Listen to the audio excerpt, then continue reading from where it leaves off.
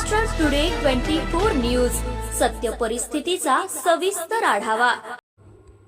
मालेगाव येथे फुग्यात गॅस भरताना सिलेंडरचा भीषण स्फोट, 6 जण जखमी, 4 गंभीर जखमी, नाशिकला हलवले।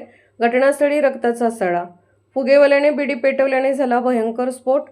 प्रजासत्ताक दिनाचा उत्साह ओसंडून वाहत असतानाच फुग्यात हवा भरणाऱ्या गॅस सिलेंडरचा स्फोट होण्याची दुर्घटना सोमवारी सकाळी मालेगाव येथे घडली। या स्फोटात 6 जण जखमी झाले आहेत। जखमींपैकी 4 गंभीर असून त्यांना अधिक उपचारासाठी नाशिक येथे हलवण्यात आले आहे। प्रजासत्ताक दिनानिमित्त फुगे विकताना सकाळी 10 वाजण्याच्या सुमारास येथील गजबजलेल्या कॉलेज स्टाफ भागात ही दुर्घटना घडली। मालेगाव येथील कवायत मैदानावर अप्पर जिल्हाधिकारी देवदत्त केकान यांच्या हस्ते सोमवारी सकाळी प्रजासत्ताक दिनानिमित्त मुख्य ध्वजारोहणाचा कार्यक्रम करण्यात आला होता। या कार्यक्रमासाठी शहरातील नागरिक तसेच वेगवेगळ्या शाळांमधील विद्यार्थी-विद्यार्थिनी मोठ्या संख्येने उपस्थित होते।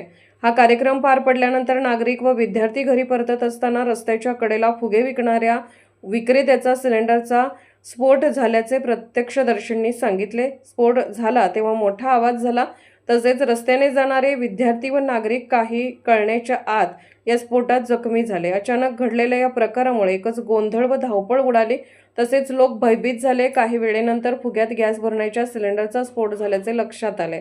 त्यानंतर घटनास्थळी जमा झालेल्या नागरिकांनी तातडीने जखमींना रुग्णालयात हलवले।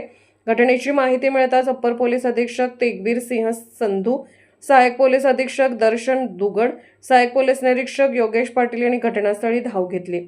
या अपघातात एकूण 6 जण जखमी झाले आहेत। विनोद थोरात 45, प्रमिला यादव 43, अतुल शेवाळे 43, उज्ज्वला महाजन 35, मोहित जाधव 15 अशी जखमींची नावे आहेत। डोळ्याला जखम झालेल्या एका जखमीचे नाव समजू शकले नाही। जखमींपैकी मोहित जाधव या काकानी शाळेतील 9व्या इयत्तेचा विद्यार्थी आहे। त्याला मालेगाव येथील खासगी रुग्णालयात दाखल करण्यात आले आहे। अन्य 4घांना अधिक इजा झाल्यामुळे येथील खासगी रुग्णालयात उपचार केल्यानंतर त्यांना नाशिकला हलवण्यात आले आहे। बिडी पेटवल्यामुळे स्फोट, सिलेंडरचा हा स्फोट नेमका कसा झाला याचा अद्याप उलगडा झाला नाही। पोलिसांनी पंचनामा करून तपास सुरू केला आहे।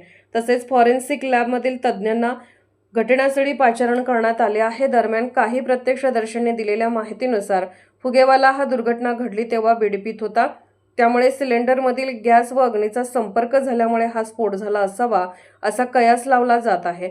या स्फोटात फुगेवाला बालंबाल बचावला आहे। या प्रकरणी कॅम्प पोलीस ठाण्यात गुन्हा दाखल करण्यात आला असून फुगेवाल्याला पोलिसांनी ताब्यात घेतला आहे। महाराष्ट्र टुडे मराठीसाठी ब्युरो रिपोर्ट चंदू खरे, मालेगाव, नाशिक।